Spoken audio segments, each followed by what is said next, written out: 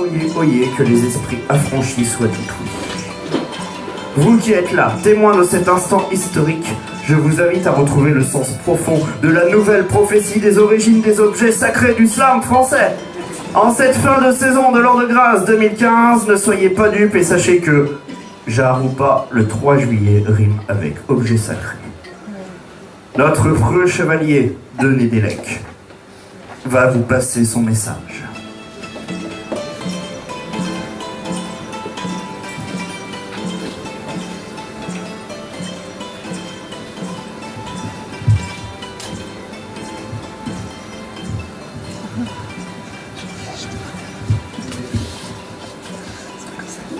L'homme, de temps en temps, se montre assez lucide et laisse échapper on est bien peu de choses.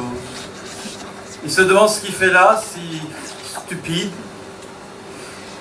fragile et dérisoire, et se voulant grandiose. Les pieds dans la gadoue, les yeux vers les étoiles, ancrés dans sa misère et tendus vers ses rêves.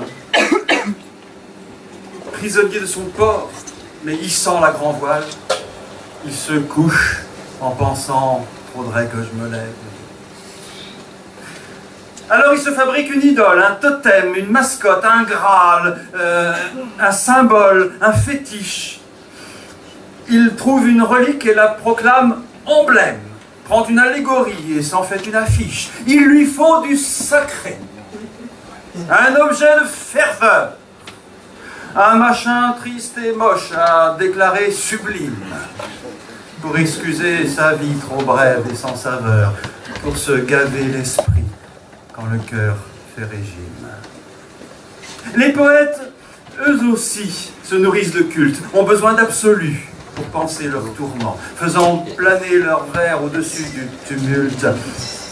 Ils ne font que chanter pour quelques talismans. Ainsi, ils ont fait naître une jarre bleuâtre, sortie d'une brocante et d'un esprit farceur.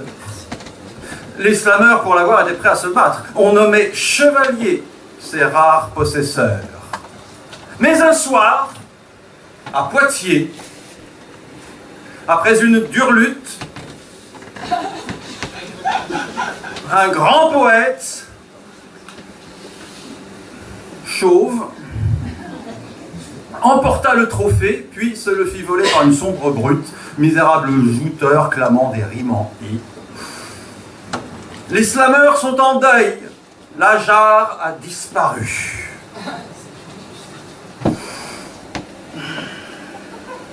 On a cru à un gag, mais c'est un sacrilège. Des artistes perdus titubent dans les rues, même sans avoir bu. Que Grand Corps nous protège! Que Mark Smith nous bénisse! Va des rétros, Booba! Le slam est pris de fièvre et ses enfants délirent. Alléluia! La meute, enfin, a compris le combat.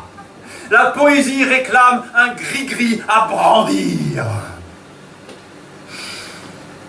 La jarre kidnappée fait l'objet d'une enquête, mais comment apaiser les lanceurs de paroles qui déclament en vain dans des tournois sans quête?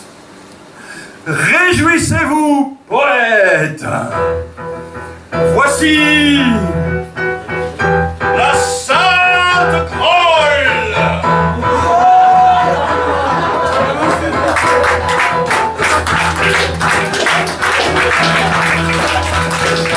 Prosternons-nous devant la divine godasse, symbole du slameur, devant courir les routes, pour dans des bars obscurs chanter les grands espaces, dans des bistrots bruyants, quémander qu'on l'écoute.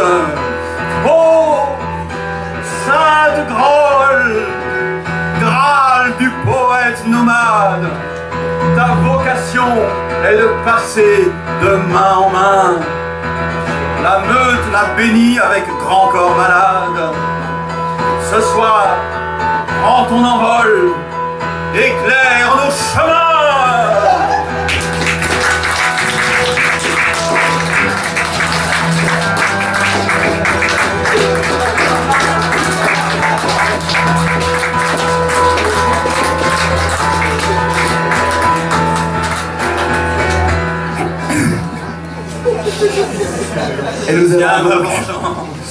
Nous allons donc vous annoncer qui repartira avec cette sainte Grolle. Et qui devra la remettre en jeu dès la prochaine scène. Et je pense avec une certaine jouissance au kidnappeur de Jarre quand il pourra prendre ça. Toute ressemblance avec la Jarre est fortuite. Cette sainte Grolle n'est pas bleue. Et n'est pas mouchetée. Donc...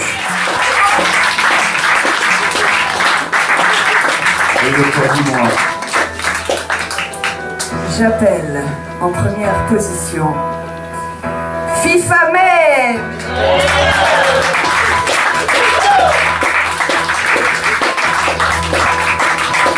Il est impératif que tous les paparazzis prennent des photos à cet instant important. La sainte Grolle te revient. Sache en faire bon usage et la retransmettre comme elle t'a été transmise, avec talent, poésie et surtout pas de prise au sérieux, puisque tout ça est un jeu.